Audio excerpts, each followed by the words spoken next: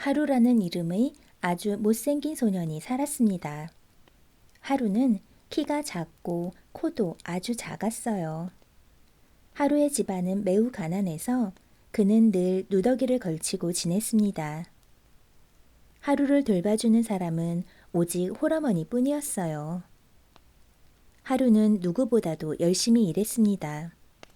하지만 학교에 다니지 않았기 때문에 벌이가 영 신통치 않았어요. 그러나 그의 어머니가 돈 관리를 잘 해주었기 때문에 그는 행복했습니다. 그의 단 한 가지 걱정은 같은 마을에 사는 꼬마들이 그의 작은 코를 가지고 놀리는 일이었어요. 세월이 흘러 하루도 어른이 되었습니다. 어느 날 하루의 어머니가 돌아가셨어요. 하루는 슬픔을 참을 길이 없어 어머니 옆에 무릎을 꿇고 앉아 소리내어 울었습니다. 어머니, 저를 혼자 두고 가시다니요. 이제 누가 저를 돌봐주나요? 누가 저를 위해 밥을 지어주나요? 이웃 사람들이 그를 달래주기 위해 찾아왔어요. 마을의 이장님도 찾아와 하루를 위로하고 그를 한쪽 구석으로 데리고 갔습니다. 이보게 하루, 자네 어머님은 돌아가셨네. 이제 더 이상 살림을 돌볼 사람이 없자는가. 그러니 어떤가. 자네도 이젠 결혼을 하는 게 좋지 않겠나. 하루는 이장님의 말씀에 얼굴이 새빨개졌지만 속으로는 싫지 않았습니다. 이장님, 내일 제 생각을 말씀드리겠습니다. 하루는 어머니의 장례식을 끝내고 집으로 돌아왔어요. 어머니가 안 계신 썰렁한 집안에 있으려니 외롭기 짝이 없었습니다. 그래, 이장님 말씀이 맞아. 결혼해야겠어. 하루는 베란다에 앉아 턱을 괴고 자신의 결혼에 대해 생각하기 시작했습니다. 그는 하루 종일 결혼에 대해서 골똘히 생각했어요. 나는 꼭 아름다운 여자랑 결혼할 거야. 그러다 다른 생각이 떠올랐습니다. 안 돼. 만약 그녀가 우리 동네 꼬마들처럼 내 작은 코를 가지고 놀리면 어떻게 하지? 안 돼, 안 돼. 그럴 순 없어. 나는 아름다운 여자하고 결혼할 수 없어. 그는 오랫동안 생각한 끝에 마침내 결정을 내렸습니다. 다음 날 날이 밝자마자 그는 이장님을 찾아갔어요.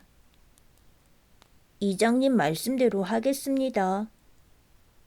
하루는 매우 공손하게 말했습니다.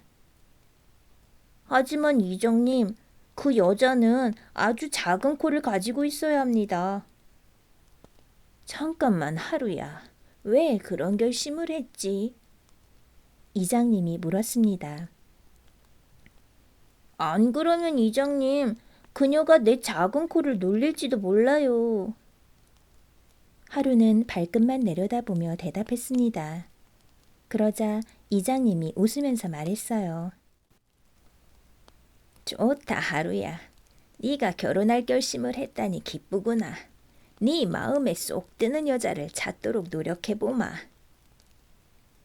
이장님은 먼 이웃 마을에서 코가 매우 작은 신부감을 찾아냈습니다.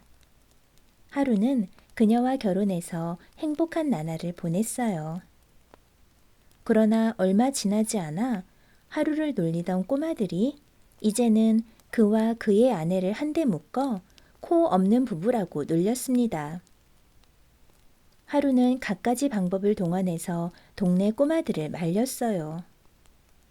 거리에서 놀리는 꼬마들을 쫓아가 잡은 뒤 그들의 부모에게 데려가 하소연을 해보기도 했습니다. 하지만 아무 소용이 없었어요. 어느 날 밤 그는 자리에 앉아 골똘히 생각에 빠졌습니다. 아무도 나를 도와주지 않는구나. 하지만 마을에 놀림감이 되는 건 너무 싫어. 아, 어떻게 해야 하지? 갑자기 그의 머리에 좋은 생각이 스치고 지나갔습니다. 맞아. 우리 몸을 주신 신께 기도를 해서 내 몸을 다시 만들어 달라고 해야겠어. 다른 방법이 없잖아. 그는 흥분해서 아내를 불렀습니다. 여보, 내가 돌아올 때까지 나가지 말고 집 안에 있어요. 하루는 문을 단단히 잠그고 숲속으로 달려갔습니다. 하루는 깊은 숲속에서 땅속 깊이 들어간 이끼 낀 바위를 발견했어요. 그는 그 바위에 앉아 하늘에 도와달라고 빌었습니다.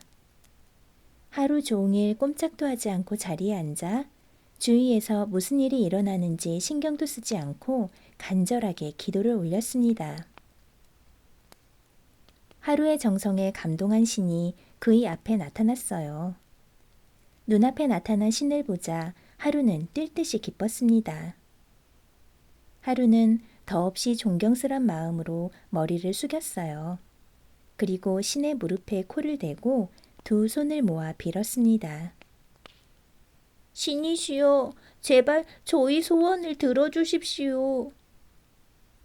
신은 웃으면서 세 가지 소원을 들어줄 수 있는 주사위를 하루에게 주었어요. 하루는 아내에게 좋은 소식을 전해주기 위해 정신없이 집으로 달려갔습니다. 여보, 여보! 그는 아내를 소리쳐 부르며 문을 쾅쾅 두드렸습니다. 그는 아내가 문을 열자마자 바로 침대로 달려가 임금님처럼 앉았습니다. 그의 아내는 남편의 이상한 행동에 깜짝 놀랐어요. 물 좀 가져와요. 하루가 명령했습니다. 아내는 문지방에서 한 발자국도 움직이지 않고 남편을 쳐다보았습니다. 뭐 하는 거야? 하루는 화가 나서 소리쳤습니다. 빨리 물을 가져오란 말이야. 세상에. 아내는 왼손으로 앞머리를 치면서 흐느껴 울었어요. 무슨 일이에요? 누가 당신을 이렇게 만들었죠? 조용히 해, 여보, 조용히 해. 하루는 이렇게 소리치더니 갑자기 목소리를 죽여 아내에게 속삭였습니다. 여보, 아주 좋은 일이 있었어. 그러면서 어떻게 숲속으로 갔고 어떻게 소원이 이루어졌는지 자세히 이야기하였습니다. 아내는 기뻐서 방을 돌아다니며 덩실덩실 춤을 추었어요. 그리고 그의 옆에 바싹 붙어 앉아 아첨하듯이 코맹맹이 소리로 말했습니다. 여보, 우리 첫 번째 주사위는 부자가 되게 해달라고 던져요. 예? 안 돼요, 안 돼. 하루는 세차게 도리질을 하면서 아내의 말에 반대하였습니다. 우리가 부자가 돼서 뭐 하겠어. 나한테 좋은 생각이 있어. 다른 어떤 것보다도 우리 코가 더 중요해. 우리 둘 다 못생기고 조그만 코 때문에 사람들로부터 놀림을 받잖아. 우리 우선 먼저 아름다운 매부리 코를 갖게 해달라고 소원을 빕시다. 하지만 그의 아내는 우선 먼저 부자가 되고 싶었습니다. 그래서 하루가 주사위를 던지려고 하자 재빨리 그의 손을 잡았어요. 이것이 하루를 굉장히 화나게 만들었습니다. 그는 아내의 손을 획 뿌리치고 재빨리 주사위를 던지며 소리쳤어요. 코 이외에는 어떤 것도 바라지 않습니다. 부디 우리 둘에게 아름다운 코를 갖게 해주십시오. 그러자 갑자기 그들의 온몸이 셀 수 없이 많은 코로 뒤덮였습니다. 으악! 하루는 그의 아내를 보고 울부짖었어요. 여보, 당신 너무나 보기 흉하구려. 당신도 마찬가지예요. 하루의 아내가 날카롭게 쏘아붙였습니다. 그들은 끔찍한 서로의 모습에 기가 막혀 꼼짝도 하지 못하고 서 있었어요. 그들이 아름다운 코를 갖게 된 것은 틀림없었지만 그렇게 셀 수 없으리만큼 많은 코를 갖게 될 줄은 몰랐습니다. 그래서 두 번째 주사위를 던져 온몸에 덮인 코들을 없애기로 하였습니다. 마침내 소원이 이루어졌어요. 그런데 세상에 그들의 작은 코도 함께 없어질 줄이야. 남편과 아내는 놀라서 서로를 쳐다보았습니다. 그들은 전보다도 더욱더 보기 흉했습니다. 여보. 하루는 울상을 지으며 말했습니다. 내가 무슨 일을 저질렀지? 당신 말을 들었어야 하는데, 여보, 말 좀 해봐. 내가 우리들을 위해서 아름다운 2개의 코를 달라고 소원을 빌어도 될까? 여보. 하루의 아내가 코 없는 얼굴을 2손으로 감싸고 대답했습니다. 우리가 갑자기 아름다운 코를 갖게 된다면 틀림없이 사람들이 그 비밀에 대해서 물을 거예요. 그래서 사람들이 사실을 알게 되면 우리가 3가지 소원을 들어주는 주사위를 가지고서도 이 지긋지긋한 가난을 벗어나지 못한 것을 알면 우리를 얼마나 바보라고 여기겠어요. 그리고 부자가 되더라도 코가 없이는 살 수 없어요.